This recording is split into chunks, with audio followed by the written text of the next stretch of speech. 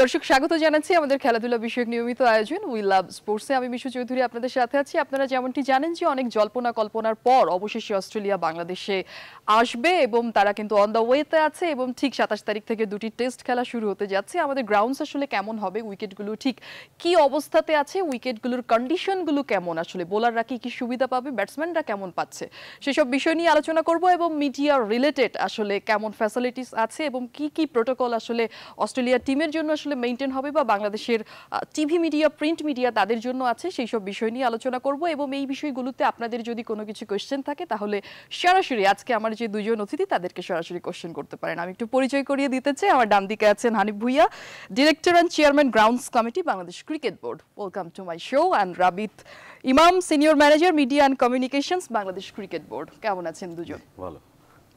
যাক, মানে আমার খুব ভালো লাগছে যে প্রথমবারের মতো আমি আপনাদেরকে নিয়ে আসলে শো করছি। Thank you. কাকে দিয়ে শুরু করব? রাবিতকে দিয়ে শুরু।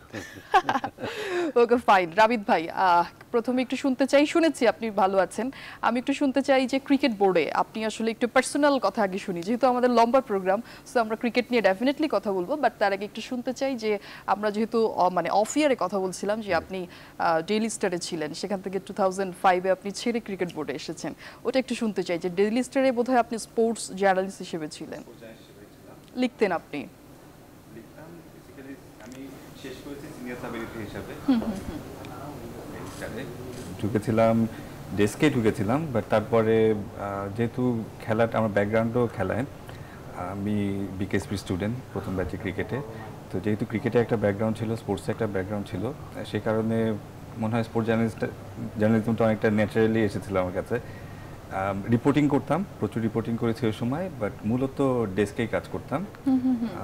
তো প্রায় 10 বছরের মতো ছিলাম আর কি ডেইলি স্টারে। বাহ, মানে এখন আসলে কেমন লাগে যে ক্রিকেট বোর্ডে আসলে এই যে সব এত বড় বড় ইভেন্ট হচ্ছে, এত বড় বড় ইভেন্টের সাথে আপনি আছেন, সেসব নিয়ে আমরা একটু কথা বলবো, কিন্তু তার আগে শুনতে চাই যে কেমন লাগে বাংলাদেশ আসলে ঠিক 40 বছর হতে যাচ্ছে হানিফ ভাই, একদম বাংলাদেশ পুরো চেঞ্জ হয়ে গেছে। আমাদের আগের বাংলাদেশ এখনকার বাংলাদেশ অনেক তফাৎ, আর আমরা একটা কথা সবসময় বলি যে হারলেও বাংলাদেশ, জিতলেও বাংলাদেশ। সো এই যে এত জয় আসলে আপনি সেটা দেখছেন, সবার সাথে কথা বলেন, কেমন লাগে? আমার কাছে তো এটা অনেকটা অনেক সময় নিজের চোখে বিশ্বাস হয় না। এটা যে সময়টার কথা বলছি, যে আমরা যে সময় ক্রিকেট খেলতাম, সেটা ছিল হচ্ছে বাংলাদেশ তখন কিন্তু ওয়ান ডে স্ট্যাটাসও পায়নি, এবং তারপরে যেটা হয় যে একটা পর্যায়ে এসে ওয়ান ডে খেলা শুরু করলো, বছরে হয়তো 3-4টা ওডিআই হতো। তো শেষ পর্যন্ত মানে সেই জায়গা থেকে আজকের যে পর্যায়ে এখন বাংলাদেশ দল কম্পিট করে ওয়ার্ল্ড লেভেলে, সেমিফাইনালে খেলে, আইসিসি ইভেন্টে কোয়ার্টার ফাইনাল খেলে, ওটা যেটা বললাম যে অনেক সময় বিশ্বাস করতে খুব কষ্ট হয়, but it's a very pleasant experience, খুবই ভাল লাগে। আর এভাবে তো যেভাবে এগিয়ে যাচ্ছে, সেটা তো আমরা অনেক অনেক বড় বড় স্বপ্ন এখন দেখি আর কি।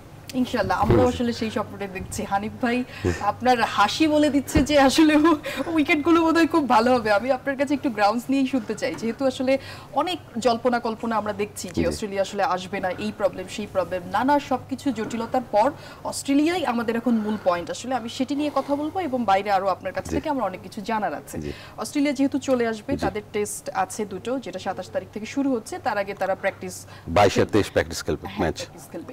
সেখান থেকে আমাদের ভেন্যু হচ্ছে মিরপুর স্টেডিয়াম, আমরা ফতুল্লা শুনেছি, এরপরে জোহর আহমেদ শুনেছি। আমরা যদি এই তিনটা স্টেডিয়ামের কথা বলি, সেখান থেকে মিরপুরটা ডেফিনেটলি ভালো, সেখানে পানি নিষ্কাশনের ব্যবস্থাটা একেবারেই যে চাইলেই আমরা সেটা করতে পারি। কিন্তু ফতুল্লার কথা যদি বলি এবং জোহর আহমেদের কথা যদি বলি, সেখানকার কন্ডিশন কিন্তু খুব, আসলে আমাদের যে গ্রাউন্ডসগুলো আমরা যেভাবে তৈরি করেছি, প্রত্যেকটার কিন্তু আমাদের drainage system fantastic, world class লেভেলে। কিন্তু যেটা হয়েছে ফতুল্লা, আপনি জানেন, আপনি লাস্ট যখন ইন্ডিয়া টিম আসলো, এভরিডে কিন্তু বৃষ্টি হয়েছে, কিন্তু উইদিন হাফ এন আওয়ারের মধ্যে কিন্তু পানি চলে গেছে, আমরা খেলা স্টার্ট করেছি। হ্যাঁ, কিন্তু সেটা তো আমরা ফতুল্লার কথা বলছি। এখন প্রবলেমটা যেটা হয়েছে, সেটা কিন্তু গ্রাউন্ডসের প্রবলেম না।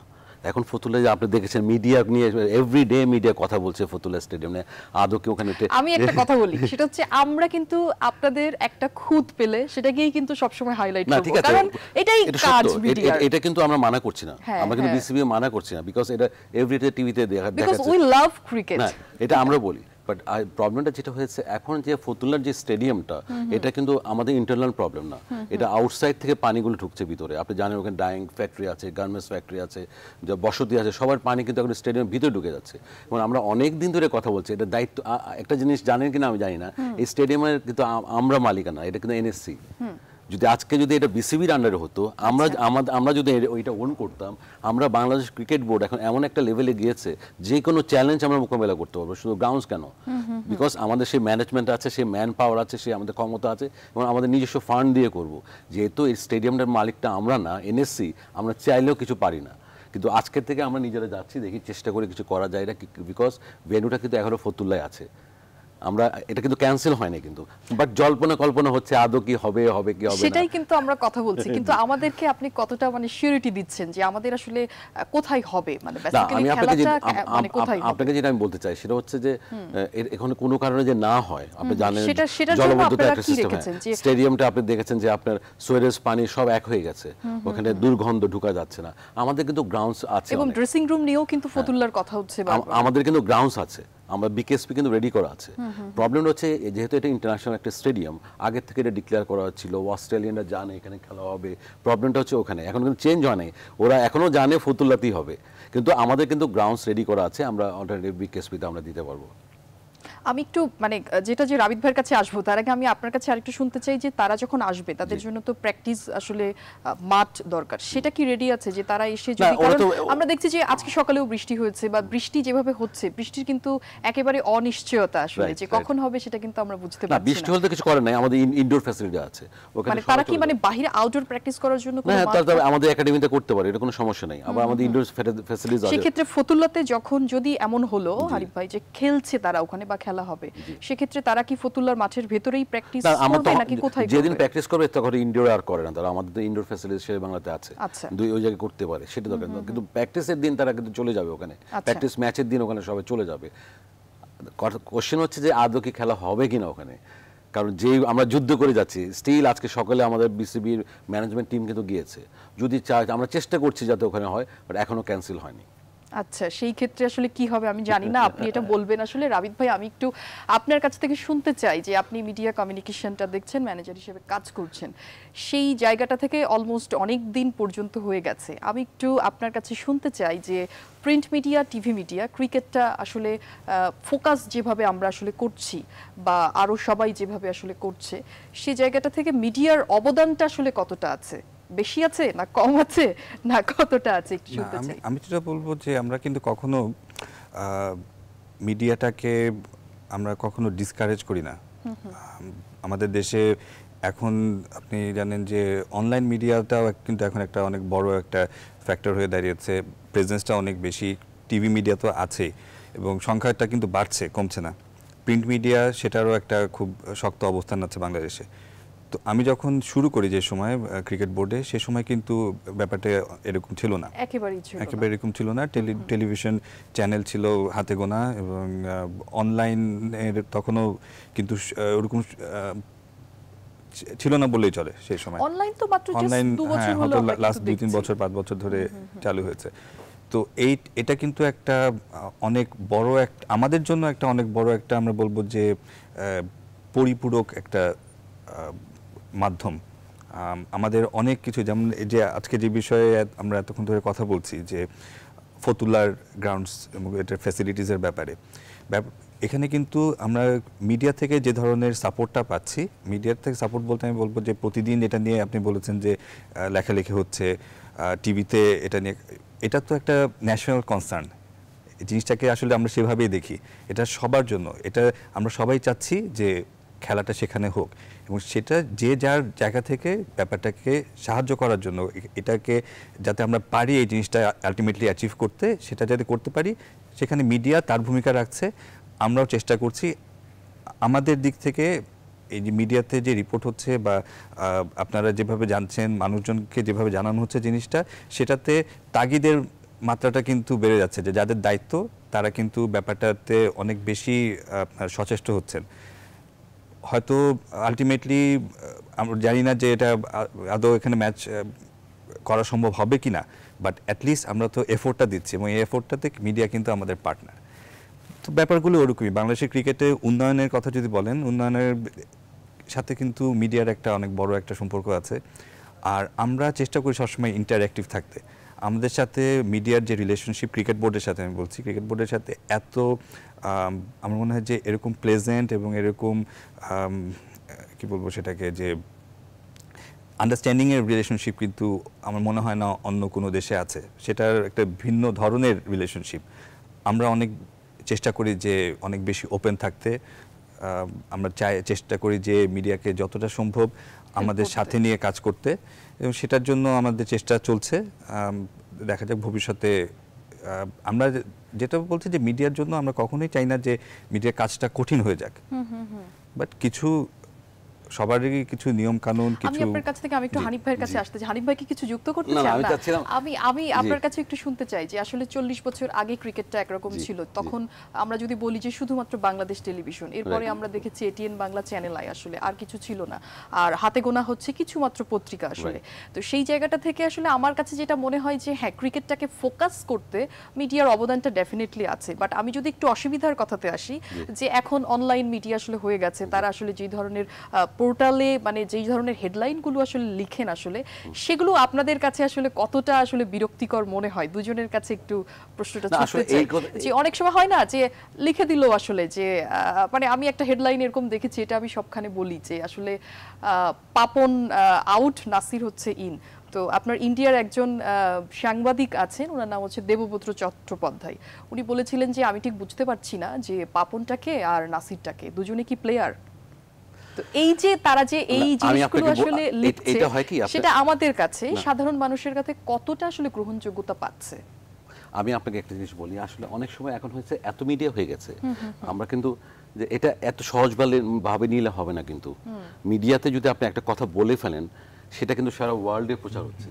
সত্য মিথ্যা পরে প্রচার, আমাদের ক্রিকেটের জন্য, আমাদের জন্য কতটা বেসিক্যালি আমাদের কিন্তু মিডিয়াতে আপনি এভরি ডে দেখবেন যে নতুন একটা অনলাইন পত্রিকা হয়ে গেছে, আমরা জানিও না চিনিও না, কিছু একটা লিখে দিচ্ছে। এটা কিন্তু রেগুলার হচ্ছে ইদানিং আমাদের। দেখা যায় যে আমি একটা কাজ করিনি, হঠাৎ করে বলে দিল, বাট যে নাকি এর মধ্যে ইনভলভ তাকে অন্তত একটা ফোন করে জিজ্ঞেস করা উচিত ছিল যে আপনি আমি এটা করছেন কিনা। সাপোজ ধরেন আমাদের বোর্ড প্রেসিডেন্ট পাপন সাহেবকে নিয়ে কথা বললো, নাসির ভাইকে নিয়ে কথা বললো, তাদের কাছে একটা ফোন করা উচিত ছিল, স্যার আমরা এরকম শুনছি, যদি সত্যি তুমি প্রচার করো। আমাদের ইভেন আমাদের মধ্যে বোর্ড ডাইরেক্টরদের মধ্যে অনেক কিছু ব্যাপার আছে যা আমরা কাজটা করিনি, হঠাৎ করে মিডিয়াতে চলে আসলো, ওটাতে কিন্তু সামাজিকভাবে কিন্তু আমরা ক্ষতিগ্রস্ত হচ্ছি। সেটা আপনাদের ভিতর থেকে কিভাবে আসলে লিক হয়ে যাচ্ছে সেদিকেও না, এটা না, এটা আসলে মিডিয়া, আপনি বললেন যে মিডিয়া খুঁজে সবসময় একটা নেগেটিভ নিউজ দেওয়ার জন্য। আমি যেটা বলছিলাম সেটা হ্যাঁ, কারণ আমি একটা নেগেটিভ বা আমি একটা কিছু যদি পজিটিভ বলি বা নেগেটিভ বলি, আমি যদি একটা ভালো কিছু দেখাতে পারি তাহলেই তো আমি হিট। আপনি আরেকটা জিনিস বলছিলেন যে স্বাধীনতা উত্তর, আমার কাছে আমি যতটুকু জানি যে আজকে স্বাধীনতা উত্তর কিন্তু ক্লাব ক্রিকেট দিয়ে কিন্তু আজকে এখানে এসেছে। আমার যতটুকু মনে আছে যে বিটিভির কথা বলছেন, বিটিভি কিন্তু আগে মোহামেডান আবাহনী ক্রিকেট খেলাগুলো দেখাতো এবং ফুল স্টেডিয়াম ফুল থাকতো। তাদের সেই সময় মাত্র দুটো ক্যামেরা ছিল। সবচেয়ে আশ্চর্য হবে আপনি, আগে কিন্তু সিসিডিএম এর টাকা দিয়ে ক্রিকেট বোর্ড বাইরে ট্যুরে যেত। আচ্ছা, বাংলাদেশ ক্রিকেট বোর্ডের সেই টাকাটা ছিল না, সিসিডিএম এর যে টাকা উঠতো ওইটা দিয়ে কিন্তু বাইরে ট্যুর চেঞ্জ হয়েছে কত দেখেন। প্লাস তখন কিন্তু বিটিভি ছিল, পরবর্তীতে আমরা বসে থাকতাম ইন্টারন্যাশনাল কোনো ম্যাচ হলে স্টার স্পোর্টসের উপরে, এরপরে আরও যারা টিভি চ্যানেলগুলো আছে স্পোর্টস বাইরের টিভি চ্যানেল উপরে বসে থাকতাম আমরা। বাট এটা আমাদের কাছে গর্বের বিষয়, এখন আমাদের লোকাল টিভি চ্যানেলগুলো আজকে আমাদের লাইভ দেখাচ্ছে, ওরা স্পন্সর করছে, আজকে ওরা এই জায়গায় গেছে। ইভেন আপনার আয়ারল্যান্ড ট্যুরে দেখেন আমার দেশের টিভিগুলো দেখাচ্ছে, এটা কিন্তু আমাদের অনেক বড় একটা প্রাপ্তি কিন্তু বাংলাদেশের। এবং এই জন্য আসলে all credit goes to you and all credit goes to আসলে প্লেয়ার। আমি একটু রাবিত ইমাম আপনার কাছে শুনতে চাই যে যেই বিষয়গুলো আমি আসলে বলছি যে এই এখন অনেক বেশি জার্নালিস্ট হয়ে গেছে, TV media, print media, online, যাই বলি না কেন, যে অনেক আসলে যাদেরকে আপনারা যে প্রতিনিয়ত আসলে হচ্ছে বা প্রতিনিয়ত আসলে আমরা দেখছি যে এক একটা করে, যেটি হানিফ ভাই বললেন যে বের হচ্ছে আসলে অনলাইন, বাট আমরা চিনিও না, যোগ্যতা কি আমরা তাও জানি না। হ্যাঁ, এক্স্যাক্টলি। সেগুলোকে আপনি কিভাবে আসলে ফেস করেন, মানে আপনার কাছে কি মনে হয়? কারণ সবসময় আপনি কন্টিনিউয়াসলি তাদের সাথে একটা যোগাযোগ হচ্ছে আপনার, আপনি যেহেতু ম্যানেজার হিসেবে আছেন, আপনি কিভাবে ফেস করেন? সংখ্যার ব্যাপার যেটা বললেন যে এটা তো আসলে এটা একটা কনসার্নও, যে যেভাবে বাড়ছে এটা অনেকটা আপনার বলে না যে খেলার সময় দর্শকরা তারা টিকেটের জন্য হাহাকার, টিকিট পাচ্ছেন না, খেলা দেখতে পাচ্ছেন না, এবং স্টেডিয়ামের ক্যাপাসিটি কিন্তু আমাদের দেশে যদি আপনি 1 লাখ ক্যাপাসিটি স্টেডিয়ামও করেন, যেসব ম্যাচে ওরকম এক্সাইটিং ম্যাচ যেগুলো থাকবে পপুলার ম্যাচ সেগুলোতে কিন্তু আপনি 1 লাখ দর্শক ক্ষমতা সম্পন্ন স্টেডিয়াম বানিয়েও কিন্তু আপনি আসলে মানুষকে খুশি করতে পারবেন না। মিডিয়ার ব্যাপারটা অনেকটা সেরকম হয়ে গেছে যে এখন এত বেশি পরিমাণে এবং সবাই কিন্তু চায় যে ক্রিকেট বোর্ডের সাথে কোনো না কোনোভাবে সম্পৃক্ত হতে। এটার একটা অন্যতম কারণ হচ্ছে যে আমাদের দেশে আর অল্টারনেটিভ কিছু নেই, মানে ইন্টারন্যাশনাল লেভেলে এরকম প্রচার বা এরকম সাফল্য অন্য কোনো স্পোর্টসে নেই, যে কারণে ক্রিকেটের উপরে মানুষের ফোকাসটা দিন দিন বাড়ছে এবং সবাই ক্রিকেটের সাথে সম্পৃক্ত হতে চায়। তো যেটা মানে সমস্যা যেটা যেহেতু অনলাইনে কথা বলতে গেলে এখনো কোনো সেরকম নীতিমালা, চাওয়া পাওয়া এবং আপনাদেরও যে চাওয়া পাওয়াটা আছে সেটা কি উভয় পক্ষ কি আসলে মানে ঠিকঠাক হচ্ছে, মানে পূরণ কি হচ্ছে? সেটা পূরণ কতটুকু হচ্ছে এটা আসলে বলা মুশকিল, কারণ এক এক ধরনের মিডিয়া হাউসের এক এক রকম রিকোয়ারমেন্ট থাকে। এখন আমরা যেটা করি যে আমাদের ওপেননেসটা অনেক বেশি। আমাদের ক্রিকেট বোর্ডে দেখেন, আপনি যদি প্রতিদিন সকালে আপনি গেলে ওখানে দেখবেন যে বিভিন্ন মাধ্যমের সংবাদকর্মীদের একটা বড় একটা প্রেজেন্স থাকে ক্রিকেট বোর্ডে, কোনো খেলা থাকুক বা না থাকুক, সেটা হচ্ছে তাদের কোনো না কোনো নিউজ তাদের প্রতিদিনই লাগে। এখন এটা আসলে পৃথিবীর কোথাও নেই যে আপনি একটা গেমের উপর নির্ভর করে এবং সবকিছু ক্রিকেট বোর্ড এবং ন্যাশনাল ক্রিকেট প্লেয়ার এই সব অ্যাক্টিভিটি কেন্দ্রিক, কিন্তু প্রতিদিনই কোনো না কোনো নিউজ যেটা আমরা শুনি আর কি, এভরিডে তারা ক্রিকেট থেকে কোনো একটা নিউজ করতে হবে। এখন এটা একটা অনেক বড় একটা প্রেশার, এটা আমাদের জন্য, এটা কিন্তু আমাদের কাজের মধ্যে পড়ে না যে প্রতিদিন কিছু না কিছু নিউজ ফিট করা। আপনি যদি কোনো ইভেন্ট না থাকে, কোনো অ্যাক্টিভিটি যদি না থাকে, আপনি ম্যানুফ্যাকচার করতে পারবেন না, এবং এটা ম্যানুফ্যাকচার করতে গেলে সেখানে সমস্যা। আমি রাবিত ভাই শুনবো, এই মুহূর্তে আমার সাথে একজন ফোনে বিশেষ অতিথি আছেন, তিনি ধারাভাষ্যকার কুমার কল্যাণ আমাদের সাথে আছেন। আপনি আমাদেরকে শুনতে পাচ্ছেন কিনা?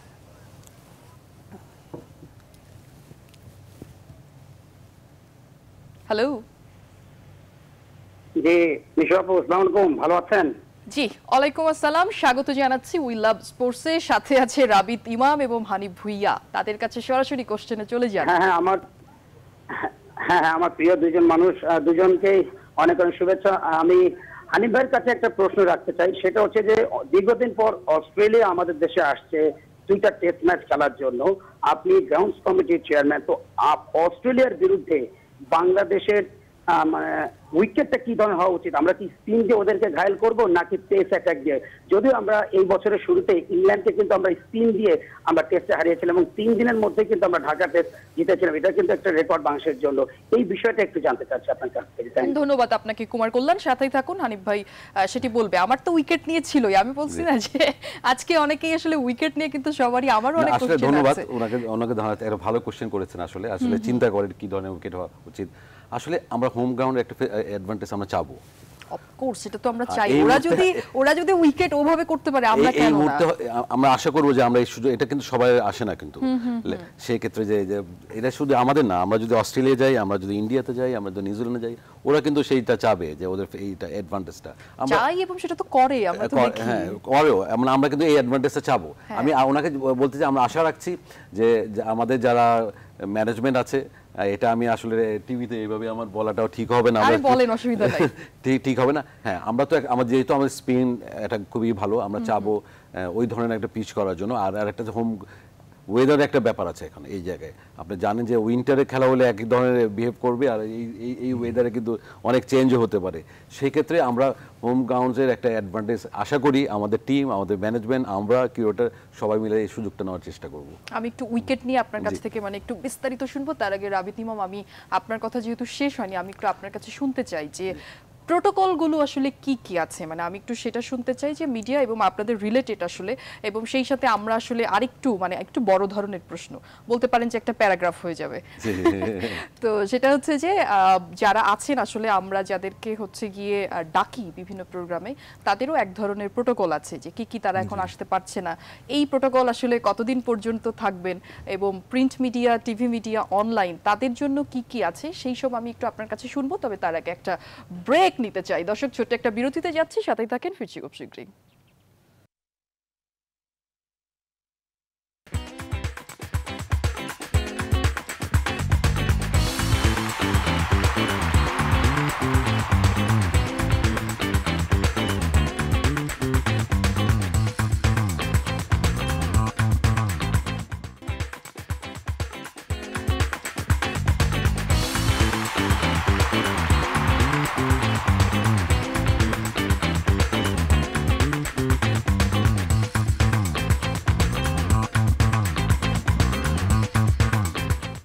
আরো একবার স্বাগত জানাচ্ছি আমাদের খেলাধুলা বিষয়ক নিয়মিত আয়োজন উই লাভ স্পোর্টসে। আমি মিশু চৌধুরী আপনার সাথে আছি এবং আমার সাথে যোগ দিয়েছেন আজকে রাবিত ইমাম এবং হানিফ ভুঁইয়া। আপনাদের দুজনকে আরো একবার স্বাগত জানাচ্ছি। আমি রাবিত ইমাম আপনার কাছে ছিলাম, যেটি আমি একটু জানতে চাচ্ছিলাম যে বিভিন্ন পলিসি আছে মিডিয়াতে, যারা জার্নালিজম করছে বা টিভি মিডিয়া, প্রিন্ট মিডিয়া, আপনাদের কাছে যখন যাচ্ছে তাদের পলিসিটা তারা কি মেইনটেইন করছে বা আপনারা তাদের জন্য কি পলিসি রেখেছেন সেটা একটু শুনতে চাই।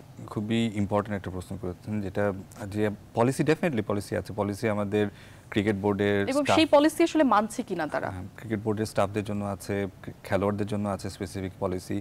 ইভেন ওনারা যারা ডাইরেক্টরস আছেন বোর্ডের, তাদের জন্য কিন্তু পলিসি আছে।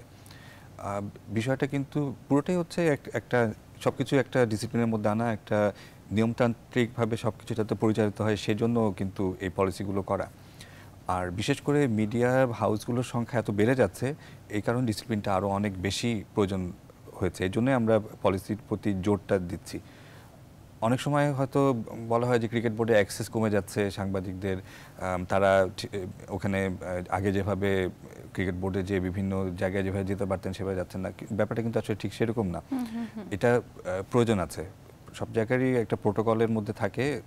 আমাদের যেটা ছিল যে আমরা হয়তো প্রোটোকলটাকে এতদিন ওভাবে আসলে ইম্পর্টেন্স দেওয়ার প্রয়োজনীয়তা ছিল না, যেহেতু সংখ্যায় কম ছিল। কিন্তু আস্তে আস্তে যেহেতু গত ৫-৬ বছরে এত বেশি মিডিয়া ইনভলভমেন্ট হয়েছে এবং মিডিয়ার যে অ্যাট্রাকশন যেটা ক্রিকেটের প্রতি এবং আগ্রহ যেটা অনেক বেড়ে গেছে, সেই কারণে এগুলো দরকার। আমি খুব সিম্পলি বলি, এটা সবার, যেহেতু এটা অনেক মানুষ দেখছেন, যে আসলে অনেক মানুষ দেখছে, বিশেষ করে আপনারা যেহেতু এসেছেন, আমার মনে হয় যে সব সাংবাদিকরা, আপনি আছেন, হানিফ ভাই আছে, যারা আসলে প্লেয়ার বা যারা আছেন তারা উইকেট নিয়ে ডেফিনেটলি কি হচ্ছে সেটা একটু শোনার জন্য আছেন, আর মিডিয়া তো আছেনই। আসলে প্রোটোকলটা আমরা সাধারণত এনফোর্স করি হচ্ছে ন্যাশনাল টিমের ক্ষেত্রে বিশেষ করে, কারণ খেলোয়াড়দের তাদের নিজস্ব একটা প্রাইভেসির ব্যাপার আছে। তাদের সব সময় কিন্তু হয়তো কথা বলতে ইচ্ছাও করে না, কিন্তু প্রতিদিনই কিন্তু কোনো না কোনো খেলোয়াড়ের একটা ইন্টারভিউ, তার সাথে একটু কথা বলার জন্য বা কোনো একটা খেলোয়াড়ের সাথে কোনোভাবে ইন্টারাকশন, এগুলোর একটা চাহিদা থাকে। এটা টিভি মিডিয়ারও থাকে, এটা থাকে অনলাইন থেকে থাকে, এটা প্রিন্ট মিডিয়ার থাকে। তো সেই জিনিসগুলো আমরা একটু যেটা বললাম যে একটু নিয়মতান্ত্রিকভাবে করার চেষ্টা করছি। খেলোয়াড়রা কিন্তু এখন চাইলেই কিন্তু যেখানে সেখানে ইন্টারভিউ তারা দিতে পারবেন না, সেটা একটা পারমিশন দিয়ে, তারপরে সেই পারমিশনটা কারা দিবেন সেটাও কিন্তু সেই আমাদের নীতিমালায় বলা আছে। পারমিশনটা কারা দিবেন? পারমিশন খেলোয়াড়দের ক্ষেত্রে যেটা হয় যে সেটা মিডিয়া ম্যানেজার হিসেবে আমার কাছে অ্যাপ্রোচ হতে পারে, এবং সে তারপর আমি বুঝে আদৌ ইন্টারভিউটা ওর সময় প্রাসঙ্গিক কিনা এবং কী ধরনের কথা হবে, এবং সেটা ক্রিকেট বোর্ডে আমরা কিন্তু ক্রিকেট বোর্ডের ক্রিকেটের স্বার্থটাতে, ক্রিকেট বোর্ডের চাইতে ক্রিকেটের স্বার্থটা আমরা আমাদের কাছে আগে, এবং খেলোয়াড়ের নিজের স্বার্থটা আমাদের কাছে, এটাই হচ্ছে আমাদের প্রায়োরিটি। এবং সেগুলো মেনটেন করে ইন্টারভিউ হচ্ছে কিনা বা কথা হচ্ছে কিনা সেটা আমরা দেখি। অনেক সময় এটার ব্রিচও হয়। আমাদের যে পলিসি আমরা যেটা দিয়ে দিয়েছি, এটা খেলোয়াড়দের কন্ট্রাক্টের মধ্যে আছে কিনা, তারা বোর্ডের সাথে তাদের যে চুক্তি, সেই চুক্তিপত্রে কিন্তু এই জিনিসগুলো উল্লেখ করা থাকে। সুতরাং তাদেরও এই বিষয়ে কিন্তু জানা আছে যে কতটুকু বলা যাবে, কোনটা বলা যাবে না। তো সবকিছু কিন্তু এগুলি কিন্তু সারা পৃথিবীতে একই জিনিস হয়ে আসছে। আপনার কি মনে হয় যে তারা আসলে প্লেয়াররা এই মেইনটেন্স গুলো তারা আসলে করছে?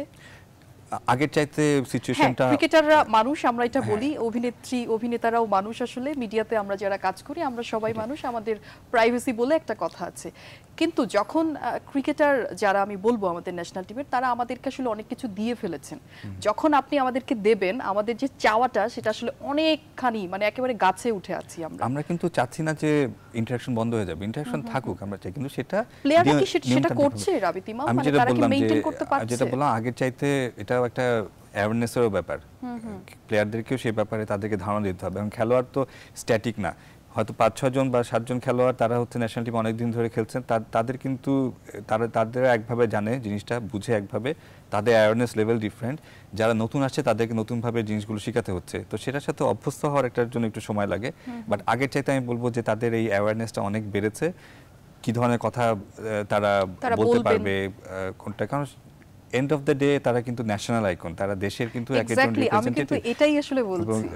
সেই জন্যই কিন্তু ব্যাপারগুলো আমরা এত সিরিয়াসলি নেই, যে তাদের একটা কথা, তাদের যে কোনো অ্যাকশন, সেটাতে কিন্তু এটা Headline হয়ে যাবে। পুরো দেশের আমি বলবো যে একটা নতুন প্রজন্মের উপর প্রভাব ফেলে এবং মানুষের মনে তাদের সম্পর্কে বিভিন্ন রকমের ধারণার সৃষ্টি হয়। তো সেই জিনিসগুলো যাতে আমরা যে একটা পজিটিভ একটা ইমেজ তৈরি করার চেষ্টা করছি আমাদের ক্রিকেট দলের, অবশ্যই এখন ইমেজটা অত্যন্ত পজিটিভ, যেহেতু বাংলাদেশ দল এখন ভালো করে, বিদেশের মাটিতে যে বাংলাদেশ দল ভালো করছে, দেশের মাটিতে ভালো করছে, একটা উইনিং হ্যাবিট তৈরি হয়েছে। তো সেটা রিফ্লেকশন যাতে আমাদের অফ দ্য ফিল্ড অ্যাক্টিভিটিজের মধ্যে থাকে, সেদিকে আমাদের চেষ্টা, এবং মিডিয়া পলিসিগুলো আমি আমরা আপনার কাছে সেভাবে শুনতে চাই যে সাংবাদিকদের জন্য আসলে কি পলিসি আছে, তারপর মানে আমার বললাম না যে একটা প্যারাগ্রাফ হবে, সেটি শেষ করে আপনার কাছে সারা অংশে আমি আসবো। তার আগে একটা ফোন নিতে চাই। দর্শক কে আছেন আমার সাথে? আমি যশোর থেকে রমজান বলছিলাম। জি বলুন, আমরা সবাই শুনছি আপনার কথা, আপনার নাম বলে প্রশ্নটি করুন। আমার প্রশ্নটি হলো যে আমাদের বাংলাদেশে কম ভেন্যু নেই, কিন্তু শুধু ঢাকা চট্টগ্রাম এইভাবে করে আমাদের দেশের অন্য জায়গা দর্শকরা খেলা যেতে পারছে না। আমাদের বগুড়া, খুলনা, সিলেট সহ দেশে অনেক স্টেডিয়াম আছে। এখন আমাদের গোপালগঞ্জের স্টেডিয়াম, আমি যশোরে থাকি, গোপালগঞ্জের ছেলে। আমাদের যশোরের স্টেডিয়ামটা একদম একদম কাশফুলে ভরে গেছে। এখানে আমার উপরে কাশফুল গেছে, বুঝলেন। আমি এখন এই গ্রাউন্ডস কমিটির সদস্য, ওনার কাছে জানতে চাই যে এটা কি ঠিক হবে না, আর গোপালগঞ্জে কি খেলা যাবে না কখনো? ধন্যবাদ আপনাকে, আপনি সাথেই থাকুন, এটি আপনার জন্য। আমি দর্শককে ধন্যবাদ, আমি কিন্তু ওনার সাথে একমত। আমরা আরো কাশফুল না না না, যে উনি বলছেন খেলার কথা, আমরা কিন্তু চাই আমাদের দেশে আরো খেলা হোক। আমাদের যে আপনি জানেন আমাদের যে আরো ভালো ভালো স্টেডিয়াম হয়েছে, আপনি সিলেট স্টেডিয়াম ধরেন, ফ্যান্টাস্টিক একটা স্টেডিয়াম। আমরা যদি খুলনাকে ধরি, আমাদের রাজশাহী, বগুড়া তো আছেই। আমার বাসা বগুড়া, আমার ওই স্টেডিয়াম কোনো ব্যবহার হয় না, বলেন কেন হয় না? তো সেই ক্ষেত্রে আমাদের আরো ইন্টারন্যাশনাল ম্যাচ দরকার। এটা আমাদের বোর্ড চেষ্টা করছে, আমাদের প্রেসিডেন্ট চেষ্টা করছে যে আজকে যদি যে কোনো টিম আসে, আজকে যে অস্ট্রেলিয়া আসছে, পরবর্তীতে যে আরো টিম আসে, সেখানে যদি আমরা 5টা-6টা ওয়ানডে পাই, প্রবলেম হচ্ছে যে আমাদের আগে দিত না। আমরা আশা করছি আমাদের বাংলাদেশ ক্রিকেট বোর্ড, আমাদের ক্রিকেটের লেভেল এমন গিয়েছে, এখন অনেকে চাচ্ছে এখন আসার জন্য। এটাই আমাদের জন্য পজিটিভ নিউজ। ওনাকে বলছে ভবিষ্যতে যদি ইন্টারন্যাশনাল ম্যাচ হয় আরও দিব। আর যেহেতু গোপালগঞ্জ স্টেডিয়ামের কথা নিয়ে বললেন, ওখানে একটা জেলা ক্রীড়া সংস্থা আছে, ডিস্ট্রিক্ট লেভেলে যেগুলো আছে ওনারা আয়োজন করে, অবশ্যই আমরা এটা করব। বিসিবি যে কোনো ধরনের সাহায্য করার আমরা অবশ্যই করব। আমরা যদি প্রত্যেকটা ডিস্ট্রিক্টের কথা বলি, সেখানে মহিলা ক্রীড়া সংস্থা আছে, জেলা ক্রীড়া সংস্থা আছে। যে স্টেডিয়ামের কথা উনি বলছেন, এগুলো কিন্তু জেলা ক্রীড়া সংস্থা তারা কিন্তু মেইনটেইন করে। আপনাদের সাথে আমি ওই একটা জায়গায় দ্বিমত করব। আমরা বাংলাদেশ ক্রিকেট বোর্ড কিন্তু আমাদের একটা ফান্ড আছে, প্রত্যেকটা ডিস্ট্রিক্টকে আমরা দেই। কিন্তু আমি বলছি জেলা ক্রীড়া সংস্থা যা চাবে আমরা করে দিব, ওনারা মেইনটেইনটা করবে কিনা আমার কথা। প্রশ্নটা সেটাই করছি যে তাদের সাথে আপনাদের কানেক্টিভিটিটা কি হচ্ছে, আপনারা কি সবচেয়ে দুঃখজনক একটা ঘটনা কিছু আছে। আমরা একটা স্টেডিয়ামে যখন করে দিই, এগুলো লোকাল স্টেডিয়ামগুলো, বিসিবি গ্রাউন্ডস থেকে পয়সা খরচ করছি, দেখা যাচ্ছে ওখানে ফুটবলও খেলা হচ্ছে। তাহলে আমরা যে পয়সা খরচ করলাম ওখানে ফুটবল খেলা হলো, ওটা কিন্তু নষ্ট হয়ে গেল না। তাহলে আপনারা সেটা মেইনটেইন করছেন কিভাবে? মানে আপনারা টাকা দিলে হবে না? সেক্ষেত্রে জেলা ক্রীড়া সংস্থাকে এগিয়ে আসতে হবে। ওনাদের যে কোনো ধরনের হেল্প আমরা বিসিবি করব, করছি এবং আরো ভবিষ্যতে করব। আমরা এবারও আমরা অনেকগুলো ডিস্ট্রিক্টকে কিন্তু আমরা পিচ করে দিচ্ছি, কিন্তু তাকে মেইনটেইন করতে হবে, তাই দায়িত্বটা নিতে হবে, এবং সেটার জন্য দায়িত্ব তো তাদের নিতে হবে। কিন্তু আপনাদের এখান থেকে যে এই যে দেখা বা যে আসলে দেখাশোনা করার যে ব্যাপারটা, যে আমরা আসলে একটু যাচ্ছি দেখছি, সেগুলো কি আপনারা করছেন? আমরা করি, আমাদের টিম কিন্তু রেগুলার যাচ্ছে। আচ্ছা, তাহলে অসুবিধাটা কোথায়? আমাকে জেলা ক্রীড়া সংস্থাতে যখনই আমাকে নক করা হয়, আমাদের টিম কিন্তু চলে যায় না। কিন্তু আপনারা নিজে থেকে যাওয়া না, আমাদের টিম যাচ্ছে। তো আমি আপনাকে বলি, বাংলাদেশ ক্রিকেট বোর্ডের গ্রাউন্ডসের স্টাফ আছে 220+। আচ্ছা, আবার সারা বাংলাদেশে কিন্তু কাজ করছে না তা না, কিন্তু আমি মনে করি জেলা ক্রীড়া সেটা শুধুমাত্র মেইনটেইনের অভাবে। এবং আমি একটা রিকোয়েস্ট করব যে ডিস্ট্রিক্ট লেভেলে যদি জেলা ক্রীড়া সংস্থা যদি লোকাল ক্রিকেটটাকে চালু করে, আপনি নিজেও খেলেছেন ফার্স্ট ডিভিশন, সেকেন্ড ডিভিশন, এইটা কিন্তু অনেক ডিস্ট্রিক্টে হয় না, ম্যাক্সিমাম ডিস্ট্রিক্টে কিন্তু এই খেলাগুলো হয় না। না, এখন তো আরো বন্ধ হয়ে গেছে। আমি তো আপনার কাছ থেকে দায়িত্ব কিন্তু জেলা ক্রীড়া সংস্থার। দুঃখটা ওইখানে আপনি যেটা বলছিলেন শেরেবাংলা স্টেডিয়ামটা নিয়ে, কিন্তু আপনি বলছিলেন যে চিটাগং এর 2টা স্টেডিয়ামে, শেরেবাংলা স্টেডিয়ামে কিন্তু একটা ম্যাসিভ কাজ হয়েছে। যেটা আপনি হয়তো জানেন না, দেখেছেন যে এটা কিন্তু আমাদের জন্য বিসিবির জন্য একটা চ্যালেঞ্জিং ছিল, আচ্ছা। যে পুরো মাটি কিন্তু আমরা উঠিয়ে ফেলেছি। আপনি 6 মাস ধরে কিন্তু ওখানে খেলা হয়নি, এবং এটা কিন্তু আমরা বাইরে থেকে মাটি ড্রেনেজ কাজ করেছি, বাইরে থেকে মাটি এনেছি, এবং এটা ঘাস থেকে আসবে, এটা কিন্তু আমাদের কলকাতা থেকে আমাদের ঘাস নিয়ে আসার কথা ছিল। লাস্ট পর্যন্ত এই জন্য আমরা আনতে পারিনি, বিকজ ওই ঘাসটা এনে 72 ঘন্টার মধ্যে লাগাতে হবে, এটা পসিবল না আমাদের জন্য। চায়না থেকে সিড এনে লাগানোর কথা ছিল, কিন্তু সবচেয়ে সুখের বিষয় হচ্ছে, আনন্দের বিষয় হচ্ছে আমাদের লোকাল ঘাস দিয়ে কিন্তু আমরা লাগিয়েছি। সারা ওয়ার্ল্ডে কিন্তু এখন এই ঘাসটা তৈরি করেন তারা নিজস্ব এবং এক্সপোর্ট করে। বাংলাদেশে বোধহয় এটা ছিল না। আমরা first time Bangladesh cricket board মিটিংয়ে আমাদের প্রেসিডেন্ট সাহেব অ্যাপ্রুভ দিয়েছে, এই মুহূর্তে আমাদের এটার জন্য একটা নার্সারি দরকার। যে কোনো স্টেডিয়াম ওই যে বলছেন যে কাশ বন হয়ে গেছে, কাশ বন হয়ে গেছে, আমরা কক্সবাজারে 6 বিঘার উপরে আমরা নার্সারি করব। যে এই কলগুলো যেখান থেকে আসবে আমরা বিনা পয়সায় ওখান থেকে ঘাস দিয়ে দেবো, এটা ওনার জন্য একটা সুখবর। বাহ, তাহলে ওনার জন্য তো আসলে হয়েই গেল। আর রাবিত ইমাম, আমি একটু আপনার কাছে আসতে চাই, যে আমি যেটা আপনার কাছে শুনতে চাচ্ছিলাম যে আসলে মিডিয়ার জন্য, মিডিয়ার সাংবাদিকতা, TV media, print media, online যারা আছেন তাদের জন্য কি পলিসি আছে, তারা কিভাবে মেইনটেইন করবে আপনাদেরকে, সেই পলিসিটা আমি একটু শুনতে চাই। আমি যেটা বললাম যে আমি সহজ করে ব্যাপারটা একটু ব্যাখ্যা করি, যে ক্রিকেট মানে তারা আসলে কোন জিনিসগুলো পারবে আর কোন জিনিসগুলো আসলে পারবে না। এটা অনেকেই আছে যারা আসলে ধরেন আজকে এসে আমি একটু জয়েন করলাম, আমাকে বলা হলো সাকিব আল হাসানের একটা ইন্টারভিউ নিয়ে আসতে বা একটা সেলফি বা কিছু একটা দিয়ে আসলে তুলে ফেলতে, এরকম কিন্তু হচ্ছে। সেটি কি তারা আসলে পারবে এইভাবে, যে আসলে মানে তারা কি কি করতে পারবে আর পারবে না? প্রশ্নের ভিতরে কিন্তু উত্তরটা আছে। এখন যেটা হচ্ছে আর কি, আমার মাঝে মাঝে এরকম হয়, আমি নিজেই প্রশ্ন করি নিজেই উত্তর দিই, অসুবিধা নেই। যেটা হচ্ছে যে নতুন যারা এই প্রফেশনে আসছেন ক্রীড়া সাংবাদিকতায়, তাদের অনেকেরই কিন্তু ব্যাকগ্রাউন্ডটা কিন্তু ঠিক খেলাধুলার হয়তো না, তাদের হয়তো এই ব্যাপারে তাদের যে এক্সপিরিয়েন্সটা প্রয়োজন সেটা হয়তো তাদের নেই। এবং আরেকটা ব্যাপার যেটা, যে একটা সময় ছিল যে যখন গ্রুমিংয়ের একটা প্রচলন ছিল আমাদের যে কোনো মিডিয়া হাউসে, তখন তো পত্রপত্রিকার কথাই আমি বলছি, মূলত গ্রুমিংটা খুব ইম্পর্টেন্ট। শুরু থেকে আপনি যদি গ্রুমিংটা ঠিকমতো হয়, আপনি কিন্তু এক একটা প্রতিষ্ঠানের প্রোটোকল সম্পর্কে আপনার একটা ধারণা নিয়ে তারপর আপনি কিন্তু সেখানে কভার করবেন। এমনও হয় এখন হয়তো আজকে আপনি প্রফেশনে ঢুকছেন, কালকে আপনাকে বলা হবে যে তুমি ক্রিকেট বোর্ডে যে একটা নিউজ করে আসো, সে কিন্তু সেটার জন্য প্রিপেয়ার্ড না। তো আমার মনে হয় যে এই জায়গাটা আসলে আমাদের সংবাদ মাধ্যম যেগুলো আছে তাদেরও এই ব্যাপারটা একটু সচেতন হওয়া প্রয়োজন। তাহলে কিন্তু আপনার যে ধরনের অনেক ভুল ধারণার সৃষ্টি হয়, ভুল বোঝাবুঝি হয়, সেই জিনিসগুলি কমে যেত। আমি জানি যে আজকে যারা একটু সিনিয়র সাংবাদিক যারা আছেন, যারা হয়তো এই প্রোগ্রাম যারা দেখছেন, তারা নিজেরাও কিন্তু এই জিনিসটা অনুধাবন করেন এবং তারা বিভিন্ন সময় বিভিন্ন ফোরামে কিন্তু এই ব্যাপারগুলো আলোচনা হয়। একটা হচ্ছে যে আপনাকে যখন প্রেশার দেওয়া হবে যে তুমি এই জিনিসটা করে আসো, এবং সে যখন যে সেটা করতে পারবে না, তখন কিন্তু একটা বিরূপ একটা ধারণার সৃষ্টি হয় প্রতিষ্ঠান সম্পর্কে। ক্রিকেট বোর্ড কিন্তু আসলে সেই ধরনের প্রতিষ্ঠান না। আমরা কিন্তু কারোর জন্য বলি না যে আপনি আসবেন না, আপনি এটা করবেন না, ওটা করবেন না, ব্যাপারটা ঠিক সেরকম না।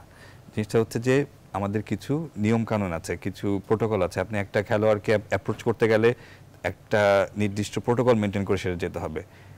একজন বোর্ড ডাইরেক্টরের সাথে কথা বলতে গেলে সেটাও তাকে সেভাবে অ্যাপ্রোচ করতে হবে। একটা সিরিজ আপনি কভার করবেন, যে কোনো একটা, এই যে সামনে অস্ট্রেলিয়া আসবে, বিপিএল আছে, আমাদের বিভিন্ন হোম সিরিজ আছে, সেই ইভেন্টগুলি কভার করতে গেলে আপনার একটা নির্দিষ্ট একটা ক্ষেত্র মধ্যে থেকে কিন্তু আপনার কাজ করতে হবে। আপনার জন্য মিডিয়া ফ্যাসিলিটিস করা আছে, আপনার জন্য সেখানে বিভিন্ন রকমের ফ্যাসিলিটিস দেওয়া আছে, সেগুলো ব্যবহার করার জন্য কিছু নিয়ম পালন করে করতে হবে। ফ্যাসিলিটিস গুলো কি কি আছে সেটা আমি শুনবো, তার আগে আপনাদের দুজনের কাছে আমি একটু শুনতে চাই যে এখন যেই সাংবাদিকতা হচ্ছে, একটা আপনি যেরকম স্পোর্টস জার্নালিস্ট ছিলেন কি ডেইলি স্টারে, এবং হাতে কলমে যেটা শিক্ষা সাংবাদিকতার এবং প্র্যাকটিক্যালি আমি যাচ্ছি, কোনটা বেশি প্রাধান্য পাচ্ছে কি মনে হয়? যে practically I have no idea about journalism, but আমি যাচ্ছি আসলে, সেটা বেশি লাগছে নাকি আমি হাতে কলমে শিখে যেটা? আমি যতটুকু জানি, আমাদের এখন মিডিয়াতে অনেক স্পোর্টস জার্নালিস্ট আছে যারা এভরিডে আগে লিগের খেলা দেখতো, সকাল থেকে বিকাল পর্যন্ত কিন্তু ওরা খেলাই দেখতেন। ওরা যারা সিনিয়র, আমি অনেক সিনিয়রের কথা বলছি, বিভিন্ন টিভিতে যারা ছোট করে আমি শুনতে চাই, ছিল, ওরা কিন্তু এটা দেখে দেখে শিখেছে। প্রত্যেকটা বল, মাঠ কি হবে, প্রত্যেকটা ধারণা কিন্তু তাদের আছে। সো এখন যারা আসছে, হঠাৎ করে চলে আসছে, যে নাবিদ বললো আমি হব, আমাকে এটা হলে আমি এই জায়গায় যেতে পারবো। কপি পেস্টের আসলে এটা আমি একটা ফোন নিতে চাই। দর্শক কি আছেন আমার সাথে এই মুহূর্তে? জি হ্যালো হ্যালো শুনছেন? হ্যালো হ্যালো জি আসসালামু আলাইকুম, আমি শামসুদ্দিন নারায়ণগঞ্জ থেকে বলছি। জি বলুন। আমি আমরা জনাব সবাই চেয়ারম্যান শুনছি। স্যারের সাথে আমি জনাব চেয়ারম্যান স্যারের কাছে একটু জানতে চাই যে আমাদের সামনে অস্ট্রেলিয়া ট্যুর আসছে, আমরা 16 কোটি মানুষের মতো আমিও বাংলাদেশ দলের সাফল্য কামনা করছি, কিন্তু আমি যেটা বলতে চাই অস্ট্রেলিয়ার ঘরোয়া ক্রিকেট আর আমাদের ঘরোয়া ক্রিকেট এখানে অনেক বেশি পার্থক্য রয়ে গেছে। এতটা পার্থক্য সামনে রেখে অস্ট্রেলিয়ার সাথে আমরা খেলে সাফল্য অর্জন করব কিভাবে, সেটা একটা প্রশ্ন। আর আমার মূল যেটা প্রশ্ন, একটা সময় ছিল বাংলাদেশের ঘরোয়া পর্যায়ে ভেন্যুর অনেক সমস্যা ছিল। আমার মনে আছে মোহাম্মদ আশরাফুল যেদিন শ্রীলঙ্কা থেকে প্রথম সেঞ্চুরি করে আসে, কোন এক সাংবাদিক তাকে প্রশ্ন করছিল তুমি দেশে ক্রিকেটের জন্য কি চাও, তিনি বলেছিলেন আমরা একটা নিজস্ব মাঠ চাই যেখানে আমরা 12 মাস খেলতে পারবো। এখন তো আপনাদের ঘরোয়া ক্রিকেট চালিয়ে নেওয়ার মতো অনেক মাঠ আছে। আমাদের এখানে টি20-তে শুধুমাত্র একটি টুর্নামেন্ট হয় বিপিএল, একটি মাত্র ওয়ানডে আসর ঢাকা লিগ, দুটো প্রথম শ্রেণীর টুর্নামেন্ট হয়, তার মিলিয়ে 25-30টা ম্যাচ হয়। এত কম ঘরোয়া খেলাধুলা মানে সর্বোচ্চ পর্যায়ে যেহেতু অস্ট্রেলিয়ার মধ্যে একটা দলের সাথে ডিফার করা, এটা আমার মনে হয় যে আমরা সবাই আসলে ওনার প্রশ্নটি বুঝতে পেরেছি। আমরা একটা ব্রেকে যাচ্ছি, ব্রেক থেকে এসে আপনার প্রশ্নটি নিয়ে আলোচনা করব, সাথেই থাকুন।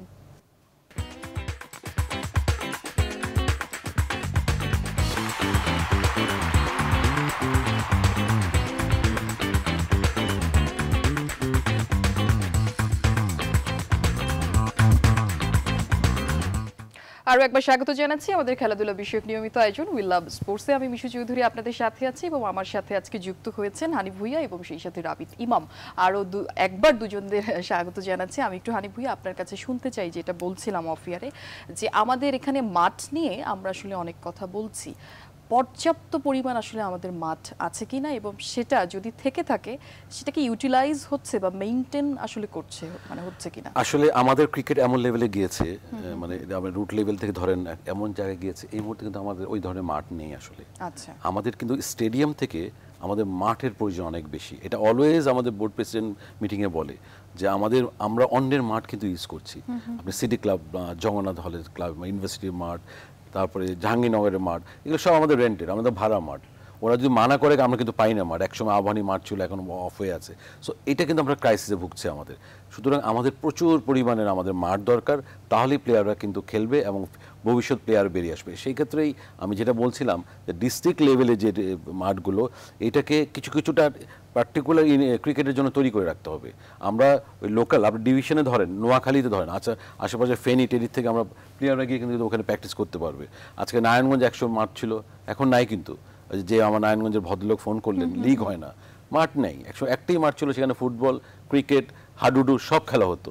সো আমি মনে করি ইন্ডিভিজুয়াল ক্রিকেটের জন্য মাঠ দরকার। এইটা নিয়ে আমরা সবাই, আমার মনে হয় আন্দোলন করা উচিত যে বাংলাদেশের প্রত্যেকটা জায়গায় ক্রিকেটের জন্য আমাদের মাঠ দরকার, তাহলে আমাদের এই প্রবলেমটা সলভ হবে। মানে সেটা নিয়ে কি আপনারা আসলে এগোচ্ছেন? আমরা এগোচ্ছি, আমরা আমাদের বোর্ড প্রেসিডেন্টের সাথে কথা বলি। ইভেন আমি পার্সোনালি একটা বোর্ডে উপস্থাপনা করেছিলাম যে আমরা যে রেন্ট নেই, আমরা কেন মাঠ কিনে নেই না। বোর্ড প্রেসিডেন্ট কিন্তু সম্মতি দিয়েছে, ওকে ফাইন, আপনারা খুঁজেন মাঠটা কিনে নিন, মাঠ খুঁজেন। আমাদের এই ধরনের, আমাদের কেরানীগঞ্জে একটা মাঠ হয়েছে নতুন, এই বছর আমরা চালু করেছি, এটা কন্টিনিউ হয়ে যাবে। আরও আমরা অনেক ইউনিভার্সিটি কলেজের সাথে কথা বলছি যে তোমাদের মাঠটা দাও। মাঠ যদি কেউ আমাকে না দেয়, ইভেন কোনো কলেজও যদি আমাকে মাঠ দেয়, আমি তার তৈরি করে দেবো, ওরও উপকার হবে। ক্রিকেট বোর্ডে ওই মাঝে মধ্যে ইউজ করতে হবে, আমরা এমইউ করবো, যত ধরনের ফান্ডিং আমরা তাকে দিব যদি আমাদের কেউ মাঠ দেয়। কারণ আপনি নিজেই জানেন ঢাকা সিটিতে কোনো মাঠ নেই। মাঠ তো নাই, শুধু আমরা যে আপনি বলছিলেন যে ঢাকা ইউনিভার্সিটির পানির ট্যাঙ্কির মাঠটা আমরা ইউজ করছি, সেই সাথে সিটি ক্লাব মাঠ, এবং আমাদের কিন্তু first division, second division, third division, ঘরোয়া league, premier league, national league. আপনাকে আমি একটা দুঃখজনক ঘটনা বলছি, সেটা হচ্ছে আমাদের সিসিডিএম জানেন আপনি রুটিন করা থাকে কবে কোন মাঠে খেলা হবে। হঠাৎ দেখা গেল, কিন্তু এটা তো এমন হচ্ছে না, যেমন ধরেন এই যে বৃষ্টি হচ্ছে, আমি যদি বলি যে আপনি বলছেন আমাদের টুর্নামেন্ট মানে ছেলেদেরটা তো হচ্ছে, আমি যদি একটু মেয়েদের কথা বলি যে মেয়েদের ম্যাচগুলো কিন্তু আগের চেয়ে অনেক কমে গেছে, এবং টুর্নামেন্টগুলো ঠিক যখন বর্ষা আসে আপনারা সেই সময়টাতে দিচ্ছেন, এবং একটা ম্যাচ হবার পরে 5 দিন আর কোনো খেলা নাই, কিছু নাই, পরে সেটা ধুলিসাৎ হচ্ছে। মেয়েদের জন্য সেটার জন্য আমার ওমেন্স উইং আছে, ওরা চিন্তা ওরা করবে। আমি যেটা বলছিলাম, আমরা মাঠ, এখানে কি আপনার কোনো কিছু না, আমার কিছু নাই, আমাকে যদি মাঠ চাই আমি দেব, বাট ওমেন্স উইং যে আছে তারা কিন্তু টোটাল টুর্নামেন্টটা করবে, কবে খেলা, ক্যালেন্ডারটা তাদের। আমাকে মাঠ চাইলে কিন্তু আমি মাঠ দিব, যে কোনো জায়গায় আমারটা মাঠ দেওয়ার দায়িত্ব আমাদের, আমরা এটা মাঠ দিয়ে দেবো, প্রোগ্রামটা ক্যালেন্ডারটা তাদের করতে হবে। বুঝতে পারছি। আমি একটু রাবিত ইমাম আপনার কাছে শুনতে চাই যে অলমোস্ট আমরা আইসিসি থেকে যেই ইভেন্টগুলো ছিল, যেমন আমি যদি বলি যে 2014-এর ওয়ার্ল্ড কাপ, আমি যদি টি-20-র কথা বলি, আমরা কিন্তু সফলতা দেখিয়েছি, আমরা সফলভাবে কাজ করতে পেরেছি এবং কোনো ধরনের কিছু ঘটেনি। এখন ক্রিকেটাররা এবং বাংলাদেশি ক্রিকেট মানে অনেক দূর এগিয়ে গেছে, অনেক ভালো করছে। সেই জায়গাটা থেকে মিডিয়ার কথা যদি বলি যে আইসিসি কেমন আসলে হেল্প করছে, তারা কি আসলে বলে যে না এবারে ওয়ার্ল্ড কাপটা আসলে বাংলাদেশে হোক? যেটা যে আমরা উই ওয়ার ভেরি লাকি, মানে আমি নিজের ব্যক্তিগতভাবে বলবো যে আমি নিজেও খুব ফরচুনেট যে গত 6 বছরে 2011 সালে আমরা ওয়ার্ল্ড কাপের কো হোস্ট ছিলাম, 2014-তে আমরা ছিলাম হচ্ছে মেইন হোস্ট আপনার ওয়ার্ল্ড টি-20-র, 2016 সালে আমরা আন্ডার-19 ওয়ার্ল্ড কাপ হোস্ট করেছি। এছাড়া আপনার এর মধ্যে আবার women's world cup qualifying tournament একটা হচ্ছে বাংলাদেশে। তো 4টা ICC event within span of 6 years, এটা অনেক বড় ব্যাপার আমাদের দেশের জন্য। একটা 4টা আইসিসি ইভেন্ট 6 বছরের মধ্যে হোস্ট করা একটা অনেক বড় ব্যাপার ছিল। ডেফিনেটলি আইসিসির কাছে মনে হয়েছে যে বাংলাদেশ হোস্ট করার ক্ষেত্রে বাংলাদেশের সেই রকম সক্ষমতা আছে। আর মিডিয়ার কথা যেটা বলবো যে আমাদের যে মিডিয়া ম্যানেজমেন্ট ছিল, অন্যান্য সেক্টরের তো অবশ্যই ওগুলো তো সাফল্য ছিল, মিডিয়া ম্যানেজমেন্ট যেটা ছিল সেটা কিন্তু এখনও আমি যখনই আইসিসির কর্মকর্তাদের সাথে বা যারা রিলেটেড তাদের সাথে যখন দেখা হয়, তারা কিন্তু বাংলাদেশের প্রশংসা করেন। কারণ আমরা যেটা করতে পেরেছি, উই সেট সার্টেন স্ট্যান্ডার্ডস। আইসিসির কিছু স্ট্যান্ডার্ড আছে, সেটাকে আমরা ধরেন কোনো ইয়েতে কিন্তু ইভেন্টে কিন্তু আপনি একেবারে 100% স্ট্যান্ডার্ড যেটা থাকে সেটা আপনি মেনটেন করাটা খুব ডিফিকাল্ট। আপনি যদি 70 to 80% আপনি যদি করেন সেটাতে আপনি সফল। আমরা কিন্তু 80% আমি বলবো যে করে গেছি কনসিস্টেন্টলি সবগুলো ইভেন্টে, যেটা আইসিসিও অ্যাকনলেজ করে এবং এটা আমাদের জন্য একটা অনেক প্রাইডের ব্যাপার। আমাদেরকে সেটা আসলে আমাদের জন্য যেটা হয়েছে যে ভালো দিক যেটা হয়েছে যে ওই স্ট্যান্ডার্ডটাকে কিন্তু আমরা আমাদের যেগুলি ইন্টারন্যাশনাল ইভেন্ট আমরা হোস্ট করি, ইভেন আমরা যে বিপিএল এর মতো টুর্নামেন্ট করি, সেগুলোতে আমরা সেই স্ট্যান্ডার্ডটা বজায় রেখেছি, উইচ ইজ আমার মনে হয় যে এইখান থেকে আমাদের সাফল্যর কথা যদি বলেন, আমরা মনে করি যে আমরা অর্গানাইজার হিসাবে অত্যন্ত সফল। ক্রিকেট বোর্ড এবং ক্রিকেট বোর্ডের আশেপাশে আরও যত অর্গানাইজেশন আপনার এটা সে সম্পৃক্ত ছিল ইভেন্টগুলোর সাথে, আমি মনে করি যে overall we have done very well. আমি একটা ফোন নিতে চাই। দর্শক কে আছেন আমার সাথে, আপনার নাম বলে প্রশ্নটি করুন। আমার নাম হাওয়া, আমি টাঙ্গাইল থেকে বলতেছি। জি বলুন। আমার প্রশ্ন হচ্ছে বড় বড় দলগুলো তো অনেক টেস্ট করে, সে তুলনায় বাংলাদেশ তো অনেক টেস্টে পিছিয়ে আছে। তো বোর্ড থেকে কি কোনো যা আছে যে টেস্ট বেশি খেলানোর জন্য কি কোনো? ধন্যবাদ আপনাকে। ওনার কোশ্চেনটা আমরা আসলে ঠিকঠাক মতো বুঝে উঠতে পারিনি আসলে। আমি একটু হানিফ ভাই আপনার কাছে আমি একটু শুনতে চাই যে আমরা যখন দেশের বাহিরে খেলতে যাই সেখানে আমরা দেখেছি যে বাউন্সি উইকেট থাকে এবং একটু গ্রাসি থাকে, আসলে সেটা আমাদের এখানে মানে ওই রকম উইকেট কি আপনারা আসলে সাজান কিনা? এবং আরেকটা জিনিস আমি একটু বলি যে চাওয়ার যে ব্যাপারটা, সেটা হচ্ছে পেস বোলাররা একরকম চাই, স্পিনাররা আরেক রকম চাই, ব্যাটসম্যানরা আসলে আরেক রকম চাই, এবং সব শেষে হচ্ছে ক্যাপ্টেন এবং কোচের চাওয়াটা একেবারেই অন্যরকম থাকে। আপনারা আসলে কোন জিনিসগুলো মাথায় রেখে উইকেটটা আসলে এটা স্বাভাবিক যে ভালো ব্যাটসম্যান সে কিন্তু চাবে যে ব্যাটিং উইকেট হোক, যে পেসার সে চাবে বাউন্সি হোক, তার মতো সুবিধা, যে স্পিনার সে চাবে সে বেশি উইকেট নেবে, তার মতো যদি তার মতো না হয় তার মতো যে আমার মতো হয়নি, অথবা বলে দেবে যে পিচটা ওই ধরনের হয়নি, এই প্রবলেমটা কিন্তু আছে।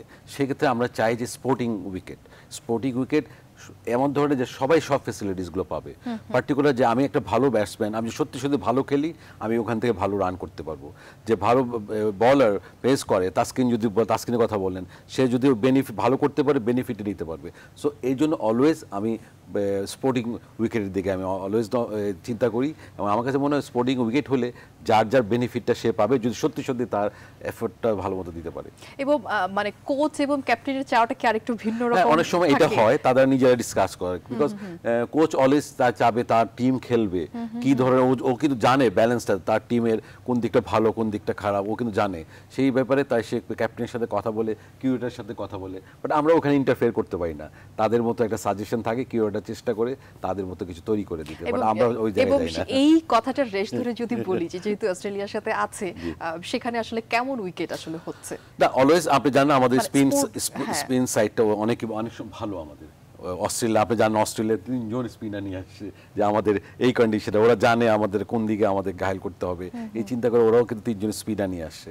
তো এই সাইডটা চিন্তা করে অলওয়েজ আমরাও চাবো যে স্পিন থেকে যেহেতু আমরা বেনিফিট নিতে পারি, আমাদের বিরাজ এমন তাইজুলের মতন ভালো স্পিনার আছে, সাকিব ওখান থেকে বেনিফিট নিতে পারে। সো এই চিন্তা করে নিশ্চয় ওই দিকটা নজর দিবে আমার কাছে মনে করছে। সেইখানে যদি পেস বোলারদের কথা বলি তাহলে কি তারা কিছুটা পিছিয়ে থাকবে মনে হয়? আপনি ওয়েদারে আমি আগে বলেছি, ওয়েদার একটা বড় আপনার একটা আছে যে ওয়েদার আমাদের কি ধরনের ওয়েদার থাকবে। যদি স্পোর্টিং পিচ করি তাহলে অবশ্যই ওখানে তাস্কির বেনিফিট পাবে।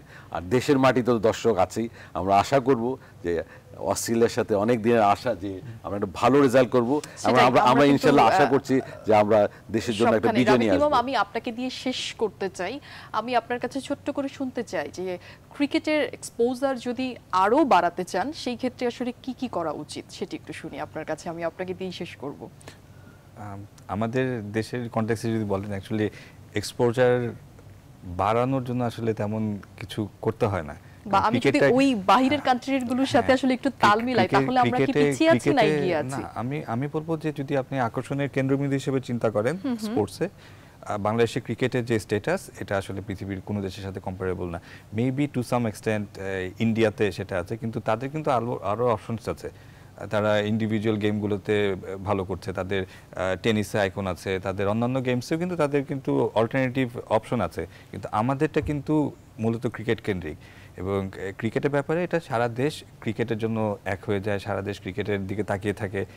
তো এটাতে আসলে আকর্ষণ বাড়ানোর ব্যাপারটা আসলে ইটস নট এ চ্যালেঞ্জ। যেটা হচ্ছে যে আমাদের যেটা দরকার যে ক্রিকেটের এই যে সাপোর্ট, এই জিনিসটাকে এটাকে কনসিস্টেন্টলি এটাকে নিয়ে যাওয়া, এটার সাথে করে ক্রিকেটটাকে এগিয়ে নিয়ে যাওয়া, সেটার জন্য আর আমরা সচেষ্ট থাকার চেষ্টা করি সবসময়। মানুষের তো ক্রিকেটের ব্যাপারে তো আগ্রহের শেষ নাই, মেইনলি প্লেয়ারদের ব্যাপারেই সাধারণত আগ্রহটা বেশি থাকে। তো সেভাবে চিন্তা করলে যে আমাদের খেলোয়াড়রাও কিন্তু তাদের সেই দায়িত্ব সম্পর্কে এখন আগের চাইতে অনেক বেশি সচেতন। জাতীয় দল অ্যাজ এ হোল তারাও কিন্তু বুঝে যে জাতির কাছে তাদের কি ভূমিকা থাকা উচিত এবং তারা কিভাবে সবার মনের মধ্যে একটা জায়গা করে নিয়েছে। তো এইসব জিনিসের ব্যাপারে কিন্তু সচেষ্ট আছে। আমার মনে হয় যে ক্রিকেটের আকর্ষণ যেমন আছে সেটা টিকে থাকবে এবং সামনের দিনগুলোতে যেটা দেখা যাবে যে আমরা আসলে ভালো করব, আরো ভালো করব। রাবি তিমাম এবং হানিফ ভাই আপনাদের দুজনকেই ধন্যবাদ জানাচ্ছি এবং সেই সাথে দর্শক ধন্যবাদ জানাচ্ছি আপনাদের সবাইকে। আসলে অনেক কল্পনার পরেই আসলে অস্ট্রেলিয়া যেহেতু চলে এসেছে, বলবো যে চলে এখনো পৌঁছেনি, তারা আসলে অন দ্য ওয়েতে আছে, বাট তাদেরকে স্বাগত জানাচ্ছি। এবং বাংলাদেশ অনেক বেশি আতিথ্যপরায়ণ আসলে দেশ এবং আমরা সবসময় কোনো ঝামেলার মধ্যে থাকি না, আমরা সবসময় ওয়েলকাম করি। এবং আমার মনে হয় যে অস্ট্রেলিয়া আমরা যেটা বলছি আসলে যে একেবারে তাদেরকে ওয়াশের যে ব্যাপারটা সেটা আসলে হবে 2 টেস্টে। এবং এতক্ষণ সাথে থাকার জন্য ধন্যবাদ জানাচ্ছি আপনাদের সবাইকে।